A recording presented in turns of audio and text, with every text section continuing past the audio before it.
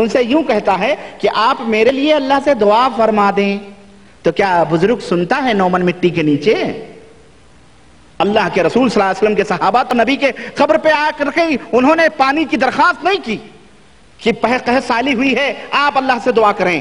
یہ دیابنا دیوبند کے علماء یہ اس طرح کا عقیدہ بیان کر رہے ہیں. فرما دیں یا میری حاجت پوری کرنے کا سوال کر دیں تو یہ صورت شرک کی نہیں کہی جائے گی. استغفر اللہ. یہ مفتی آگرہ ہے، یہ مفت کا مفتی آگرہ ہے. غلط غرض یہ ہے ڈائری. بہرحال اس طرح سے اس نے جو ہے اپنے تئیں کچھ اضافے کیے، بہت اضافے کیے ہیں. گردن کے مسح کے اضافے، تیمم کے طریقے. شیخ ابو بکر جزائری نے ایک ضربہ لکھا، اس نے 2 ضربے لکھے ہیں اپنے مذہب کے. بہت گھپلے کیے ہیں اس نے اللہ کی قسم. بعد میں شیخ کو پتا چلا تو انہوں نے بند کروا دیا. یہ ندائے رحمان کے نام سے مفتی آگرہ کی کتاب. ان کی خیانت اسی سے پتا چلتی ہے کہ یہ کتنے تھر دلے ہیں اور کتنے چھوٹے دل کے لوگ دیوبندی مولوی ہیں. اور یہ دیوبند کی ڈائریوں میں سے یہ ایک ڈائری ہے. آگے بڑھتے ہیں، وقت زیادہ ہو رہا ہے. میرا خیال ہے کہ وقت کی زیادہ ہو رہا ہے اور میرے پاس ابھی یہ کتابوں کی پوری لسٹ پڑی ہوئی ہے. اللہ رحم فرمائے. یہ تو دیکھ میں تو لایا تھا. آخری بات میں کہہ کر کے بہت باتیں ہیں. بہرحال میں سمجھتا ہوں کہ اس باتوں کو روک دیا جائے اور انشاءاللہ اگلی مجلس میں میں اپنی بقیہ باتوں کو پوری کرنے کی کوشش کروں گا. کیا خیال ہے آپ حضرات کا؟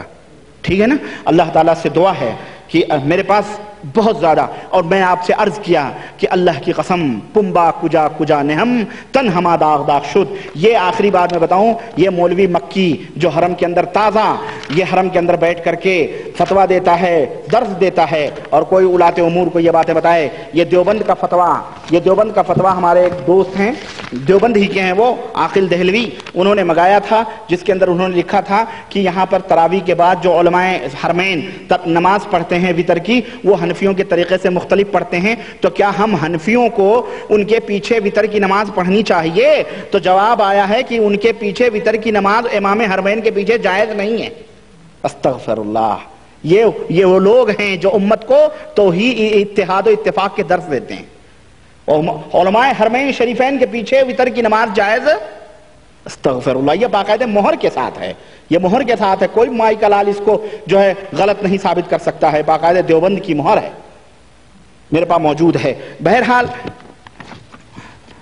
اللہ تعالیٰ سے دعا ہے کہ اللہ تعالیٰ ہمیں اور آپ کو حق سمجھنے کی توفیق عطا فرمائے. اور میں اپنے بھائیوں سے درخواست کروں گا، میرے بھائیوں یہ نمونے یہ پورے میں رکھا ہوں، اشرف السمانے یہ اصلاحی نصاب جس کے اندر جوتوں کو سروں کے اوپر رکھ کر کے اشرف علی صاحب تھانوی نے مدد مانگنے کا حکم دیا. دیکھیں آپ جوتوں کو کہ جوتے سے، اور یہ ہے اصلاحی نصاب. یہ ہماری کتاب نہیں، یہ مولانا اشرف علی صاحب تھانوی کی کتاب ہے. اس کے اندر موجود ہے. اشرف علی صاحب تھانوی کے ایک مرید نے کہا، اے حضرت میرے دل میں آتا ہے کاش میں آپ کی بیوی ہوتی. تمنا، اللہ کی قسم بتا رہا ہوں. اشرف السمانے کہتے ہیں اتنی محبت ہے آپ سے کہ میں آرزو کرتا ہوں. اشرف السمانے اٹھائیے، کہتے ہیں میں آرزو کرتا ہوں کاش میں آپ کی بیوی ہوتی. یہ لوگ ہیں اللہ انہیں اور گھٹیا باتیں میں بتاؤں گا انشاءاللہ تعالی.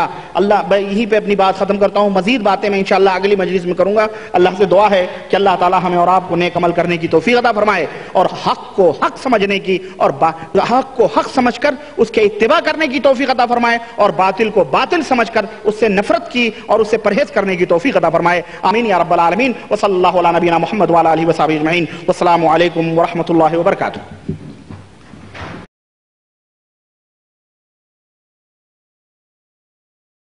السلام علیکم ورحمۃ اللہ وبرکاتہ. الحمد للہ نحمده ونستعینه ونستغفره ونؤمن به ونتوکل علیہ ونعوذ باللہ من شرور انفسنا ومن سیئات اعمالنا. من يهده الله فلا مضل له ومن يضلله فلا هادي له ونشهد ان لا اله الا الله واشهد ان محمدا عبده ورسوله. اما بعد فان خير الحديث كتاب الله وخير الهدي هدي محمد صلى الله عليه وسلم وشر الأمور محدثاتها وكل محدثة بدعة وكل بدعة ضلالة وكل ضلالة في النار. قال الله تعالى في كلامه المجيد: أعوذ بالله السميع العليم من الشيطان الرجيم. بسم الله الرحمن الرحيم. يا أيها الذين آمنوا اتقوا الله حق تقاته ولا تموتن إلا وأنتم مسلمون. تمام قسم کی حمد و ثنا اس اللہ وحدہ لا شریک کے لیے لائق و زیبہ ہے جس نے ہمیں اور آپ کو پیدا فرمایا، اور بیش بہا درود و سلام اس ذات مبارکہ مقدسہ پر جو ساری کائنات کے لیے رشد و ہدایت بنا کر کے بھیجے گئے۔ دوستو، چونکہ رات کا کافی حصہ گزر چکا ہے اور پروگرام تھوڑی تاخیر سے شروع ہوا ہے، اس لیے میں بلا کسی تمہید کے اپنی پچھلی گفتگو کو مکمل کرنا چاہتا ہوں۔ اور جیسا کہ آپ کو علم ہے کہ ہماری گفتگو مقلدین دیوبند کی ڈائری کے موضوع پر ہو رہی تھی، اور میری یہ خواہش تھی کہ جتنا بیان ہوا ہے اتنا ہی کافی ہے، اور عقل مندوں کے لیے اشارہ ہی کافی ہوتا ہے، لیکن ہمارے بعض اخوان انہوں نے اصرار کیا کہ نہیں، بلکہ یہ مکمل طور پر تفصیلی گفتگو اس موضوع پہ ہونی چاہیے، کیونکہ بہت سارے ہمارے بھائی جو اندھیروں میں ہیں، جنہیں حقیقت کا علم نہیں ہے، اور ایک زمانے سے لے کر آج تک ان بیچاروں کو تاریکیوں میں رکھا گیا ہے اور انہیں گمراہ کیا جا رہا ہے۔ ضرورت اس بات کی ہے کہ اس ڈائری کے مکمل اوراق دھیرے دھیرے لوگوں کے سامنے پیش کیے جائیں۔ چنانچہ بہرحال میں یہ جو میری تیسری مجلس اس موضوع کے تعلق سے مجلس ہو رہی ہے، اس مجلس میں بھی میں کچھ باتیں بیان کروں گا، اور انشاءاللہ تبارک تعالیٰ اگلی مجلس میں جو باتیں باقی رہیں گی وہ باتیں بیان ہوں گی۔ اس کے بعد آپ حضرات کو سوال و جواب کا موقع دیا جائے گا۔ آپ حضرات اس موضوع سے متعلق جو بھی سوالات کریں گے انشاءاللہ تبارک تعالیٰ قرآن و سنت کی روشنی میں ان کے جوابات دیے جائیں گے۔ آئیے آج میں مقلدین دیوبند کی ڈائری میں سے بہت سارے اوراق میرے پاس موجود ہیں، اور میں دھیرے دھیرے ان کو آپ کے سامنے واضح کروں گا انشاءاللہ تبارک و تعالی۔ ہمارے ملکوں میں اور بالخصوص خلیجی ممالک میں بھی، مملکت سعودی عربیہ کے اندر بھی، ہمارے یہاں کے جب علماء دیوبند یہاں تشریف لاتے ہیں اور اپنے اداروں کے لیے چندوں کی ضرورت پڑتی ہے، تو یہاں پر آ کر کے یہاں کے مشائخ کے سامنے بہت بڑے بڑے دستاویزات پیش کرتے ہیں اور کہتے ہیں کہ ہم ہندوستان پاکستان کے اندر آپ کے موافقت کرنے کی وجہ سے ہمیں لوگ وہابی کہتے ہیں، اور جس طرح آپ بدنام ہیں اسی طرح چونکہ ہم آپ کے نقش قدم پہ چلتے ہیں، آپ سے دوستی کا دم بھرتے ہیں، آپ کے ایمان اور عقیدے لوگوں کے سامنے بیان کرتے ہیں، اور ہم انہی منہج اور انہی عقیدوں پر ہیں جن عقیدوں پر آپ ہیں، تو اس وجہ سے ہمیں ہندوستان میں وہابی کہا جاتا ہے۔ اس طرح سے یہاں آ کر کے اور کاسا لیسی کرتے ہیں اور بھیک مانگ کر کے اپنے اپنے ملکوں میں لے جا کر کے، اور جو ہے جو کچھ کرتے ہیں وہ دنیا جان رہی ہے۔ بہرحال آج میں اس کتاب کے حوالے سے جو میرے پاس یہ موجود ہے، اور یہ کتاب ہے احکام شریعت مصطفیٰ اور جدید مسائل سنت و بدعت، جس میں شریعت رسول کے فقہی احکام، فلسفہ احکام، ایمان باللہ، استقامت دین وغیرہ وغیرہ شریعت اور عقل کی روشنی میں پیش ہیں۔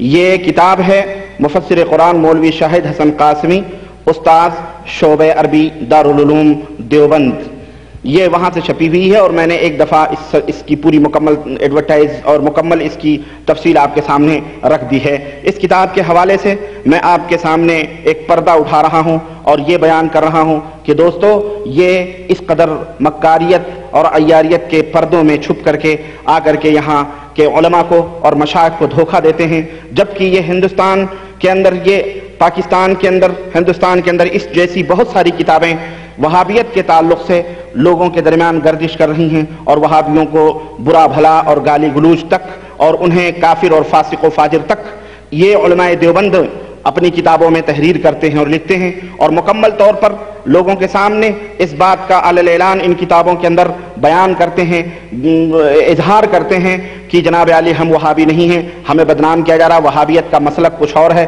ہمارا مسلک کچھ اور ہے۔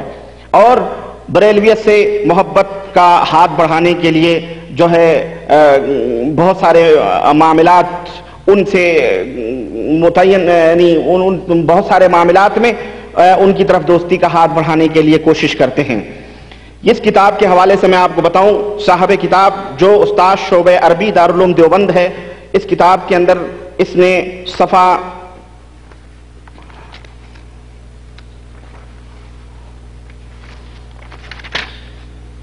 نمبر 124 سے لے کر کے 25، 26، 27، 28 اور میں انشاءاللہ تعالی وہ بیان کروں گا کتنے صفحات تک، اس نے وضاحت اور حقائق بیان کیے ہیں اپنی اس کتاب کے اندر۔ اور ایک باب باندھا ہے، باب نمبر 4 صفحہ نمبر 124 کہتا ہے کیا علماء دیوبند وہابی ہیں؟ ایک سوال کا جواب دیتے ہوئے یہ شخص لکھتا ہے کہ مسلک دیوبند کے افکار و عقائد، نظریات اور اتباع سنت سے خصوصی تعلق کا علم ہوا، لیکن عام طور پر یہ مشہور ہے کہ علماء دیوبند وہابی ہیں اور نجدی تحریک سے وابستہ اور ہم آہنگ ہیں۔ علماء دیوبند کا وہابی جماعت سے تعلق ہے یا نہیں، وہابی کسے کہتے ہیں، اس کی وضاحت کے ساتھ مدلل طریقے سے بتلائیں، کیا علماء دیوبند وہابی ہیں؟ ایک سوال ہے۔ اس کے جواب میں یہ مفسر قرآن دارالعلوم دیوبند کا استاذ یہ لکھتا ہے کہ علماء دیوبند پر دوسرے بے بنیاد الزامات کی طرح ایک بے بنیاد الزام یہ بھی ہے کہ علماء دیوبند وہابی ہیں، لیکن یہ حقیقت روشن ہے کہ مسلک دیوبند اور وہابیت دونوں الگ الگ چیزیں ہیں، دونوں الگ الگ چیزیں ہیں۔ وہابی مسلک اور مسلک دیوبند کا کوئی تعلق نہیں ہے، دونوں مکتب فکر جدا گانا ہے، جبکہ یہاں آ کر کے کیا کہتے ہیں کہ ہم وہابی ہیں اور ہم ایسے ہیں، ہم ویسے ہیں، ہم آپ کے منہج اور طریقے پر ہیں۔ یہ لکھتا ہے کہ 18ویں صدی عیسوی میں سرزمین عرب نجد سے ایک تحریک محمد بن عبد الوہاب حنبلی کی قیادت اور سربراہی میں وہابی تحریک شدت و تیزی کے ساتھ ابھری اور قائم ہوئی۔ وہابی تحریک خالص مذہبی تحریک نہ تھی، وہابی تحریک خالص مذہبی تحریک نہ تھی، بلکہ نظم مملکت اور سیاسی مقاصد بھی اس تحریک میں شامل تھے۔ آگے یہ شخص لکھتا ہے تحریک وہابیت کا پس منظر وغیرہ، اور بہرحال اس نے یہ لکھا ہے کہ ترک یہاں یہ لکھا ہے کہ ترک جو آخری تاجدار سلطان عبدالحمید تھے، ترک کی خلافت اصل اسلامی اقدار اور روح خلافت اسلامیہ کا آئین حقانیت کے معیار پر تو نہ تھی۔ ترک یعنی اسلامی حکومت، اسلامی نظام اور قانون کے معیار پر ترکی حکومت بہرحال نہیں تھی، لیکن مسلمانان ہند، انگریز سامراج کے مقابلے میں مسلمانان ہند اور علماء دیوبند نے ترکوں کی مدد اور نفس خلافت کا تحفظ بھی کیا ہے، اور باقاعدہ ترکوں سے ہمدردی بھی کی ہے، اور عطیات اور مالی تعاون بھی ان کی خدمتوں میں پیش کیا ہے۔ لکھتا ہے کہ اصلاح ماحول کے لیے وقتی طور پر کوئی سخت گیر اقدام مناسب تو ہو سکتا ہے، جیسا کہ وہابی تحریک میں کیا گیا، لیکن یہ سخت اقدام ایک وقتی آپریشن کی طرح موقت عمل ہوتا ہے۔ کسی مستقل تحریک کی بنیاد سخت گیر اقدامات مسلسل پر قائم نہیں کی جا سکتی ہے۔ المہم آگے یہ شخص لکھتا ہے کہ تعارف و حقیقت وہابیت کیا ہے۔ اس کے تعلق سے لکھتا ہے کہ قد کانا، اور یہ عبارت المہند علی المفند جو مولانا خلیل احمد سہارنپوری جو اکابر علماء دیوبند میں سے، علماء دیوبند کے بڑے علماء میں سے ہیں، ان کی تحریر پیش کرتے ہوئے کہتا ہے کہ قد کان محمد ابن عبد الوہاب النجدی یستحل دماء المسلمین واموالهم واعراضهم وکان ینسب الناس كلهم الى الشرک ویسب السلف، کہ محمد بن عبد الوہاب نجدی کا جامع تعارف دیکھیں، یہ یہاں آ کے محمد بن عبد الوہاب کے دم بھرتے ہیں رحمت اللہ علیہ، اور اس میں کوئی شک نہیں کہ محمد بن عبد الوہاب اپنے دور کے ایک مجدد تھے، اور جنہوں نے توحید و سنت کا علم اٹھا کر کے الحمدللہ مملکت سعودی عربیہ کے اندر ایسے خدمات انجام دیے ہیں کہ جس کو آج 100 برس ہو رہے ہیں دنیا اپنے آنکھوں سے اور ماتھے کی نگاہوں سے دیکھ رہی ہے کہ ہاتھوں میں سونا بھی اچھالتے لے کے چلے جائیے، کوئی آپ سے پوچھنے والا نہیں ہے، اور اللہ کے فضل و کرم سے عدل اور انصاف کا جو نظام مملکت سعودی عربیہ کے اندر قائم ہے، اور امن و شانتی کا جو یہاں پر نظام قائم ہے، دنیا ایسی نذیر اور ایسی مثال پیش کرنے سے قاصر ہے اور مجبور ہے، لیکن ایسے حاقدین اور حاسدین اور دلوں کے اندر بغض رکھنے والے لوگ بھی موجود تھے جو محمد بن عبد الوہاب رحمۃ اللہ علیہ کے سلسلے میں کیا نظریے رکھتے ہیں۔ ہم بریلویت کو سمجھتے ہیں کہ بریلویت محمد بن عبد الوہاب کو کافر اور کہتی ہے، اور بریلوی لوگ محمد بن عبد الوہاب کو گالیاں دیتے ہیں۔ نہیں، میرا دعویٰ ہے کہ علماء دیوبند نے جو کچھ ان کے دور میں ہونا تھا، اپنی ایڑی سے لے کر چوٹی تک کا زور لگایا محمد بن عبد الوہاب کو بدنام کرنے کے لیے۔ یہ بھی بریلویت کے ساتھ شریک تھے، اور یہ بریلوی اور دیوبندی دونوں ایک ساتھ مل کر کے اس تحریک کے خلاف